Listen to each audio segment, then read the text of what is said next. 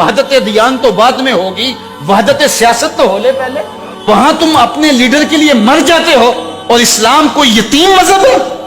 یہ محمد عربی کا لایا ہوا دین ہے۔ تم اپنے سیاسی مفادات پہ کوئی کمپرومائز نہیں کرتے ہو۔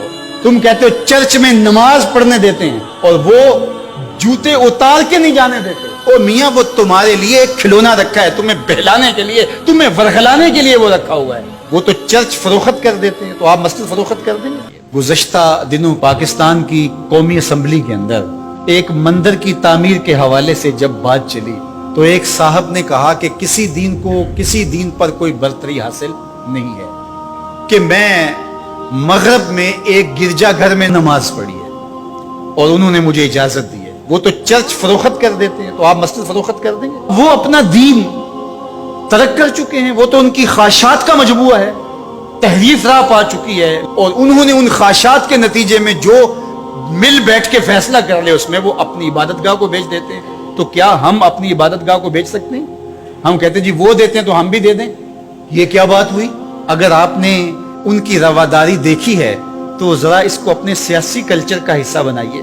مسلم لیگ کے دفتر جو ہیں وہ تحریک انصاف کے لیے کھول دیجئے کہ آپ یہاں اجلاس کر سکتے ہیں، اور تحریک انصاف سے کہیے گا کہ وہ پیپلز پارٹی کے لیے ان کو کہیے گا کہ آپ نون لیگ کے لیے اپنے دفتر کھول دیجئے۔ وحدت دیان تو بعد میں ہوگی، وحدت سیاست تو ہو لے پہلے۔ تم سارے مسلمانوں ایک ملک کے رہنے والے ہو تو پتہ چلے جی یہ بڑے وسیع و ظرف ہیں۔ وہاں تم اپنے لیڈر کے لیے مر جاتے ہو، اور اسلام کوئی یتیم مذہب ہے؟ یہ محمد عربی کا لایا ہوا دین ہے۔ تم اپنے سیاسی مفادات پہ کوئی کمپرومائز نہیں کرتے ہو۔ یہ کیا تمہارا فلسفہ کہ انہوں نے اپنے چرچ میں اجازت دے دی تو ہم بھی دیں گے؟ میاں، ان کی غیرت اجازت دیتی ہے، ان کا دین جو خود ساختہ ہے، اور حضرت عیسیٰ کو چھوڑ کے جو انہوں نے اختیار کیا ہے ان کی تربیت ان کے نفس نے کی ہے، اور ہماری مسجد کے حوالے سے تربیت محمد عربی نے کی ہے۔ ہمیں تو یہ بتایا گیا مسجد تو مسجد رہی، مسجد کے اندر جو ٹوٹی ہوئی چٹائی ہے آپ اس کو بھی نہیں بیچ سکتے۔ باقی وہ آپ کے لیے یا دو چرچ کھول رہے ہیں اور کہیں کہ وہاں نماز پڑھیں، میں آپ کو ایک پیشکش کرتا ہوں کہ انہیں کہیں کہ تم بڑے وسیع و ظرف ہو مگر بہت کشادہ ذہن ہے، تو ہمیں مسجد کرتبہ میں نماز پڑھنے دیں۔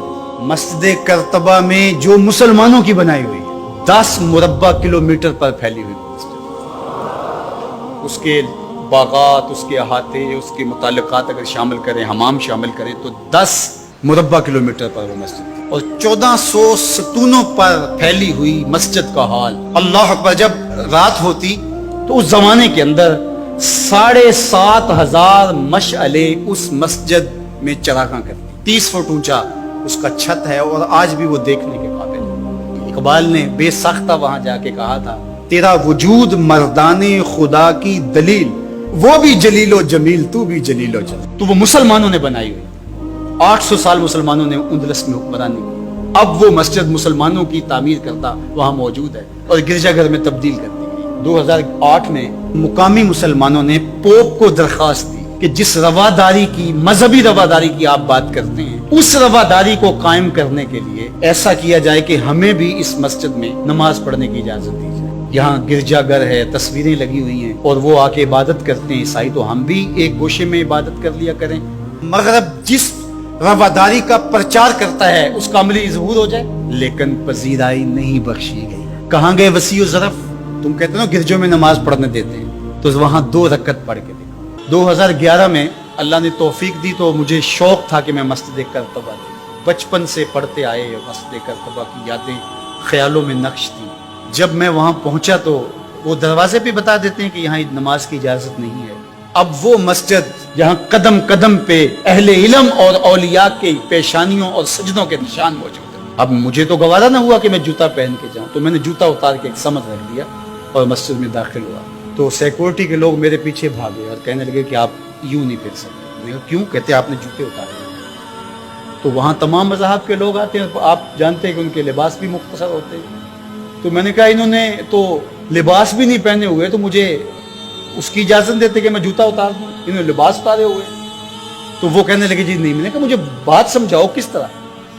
تو جو گفتگو ہوئی وہاں، جو میرے ساتھ ترجمان تھے ان کے ذریعے سے، وہ یہ تھی، چونکہ مسلمان مسجد کی تعظیم کرتے ہیں، اور مسجد کی تعظیم عبادت کا روپ ہے، اور وہ مسجد کو تقدس دے کر کے اس کی تعظیم کرتے ہیں۔ اور آپ نے جو جوتا اتارا ہے آپ کی نیت میں مسجد کی تعظیم یہی ہے۔ میں نے کہا بالکل یہی ہے۔ یہاں بڑے بڑے مشائخ اولیاء بیٹھتے رہے تو کس طرح میں اپنے جوتوں سے فرش کروں گا؟ تو انہوں نے کہا جی ہمیں اجازت نہیں۔ تو ان سے بہت کہا لیکن وہ کہنے لگے یہ ہو ہی نہیں سکتا۔ تو ہم ساری مسجد نہیں دیکھ سکے اور واپس آ گئے، اور 2014 میں پھر دوبارہ جانا ہوا، پھر یہی میرے ساتھ مسئلہ ہوا۔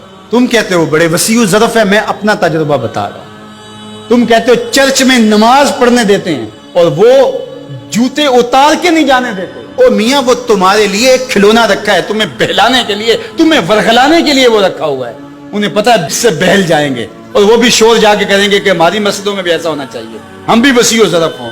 وہ تمہیں دھوکہ اور فراڈ دینے کے لیے کیا ہے۔ اقبال نے کہا تھا یہ بظاہر میٹھے میٹھے لگتے ہیں لیکن ان کا اندر چنگیز سے بھی زیادہ تاریک ہے۔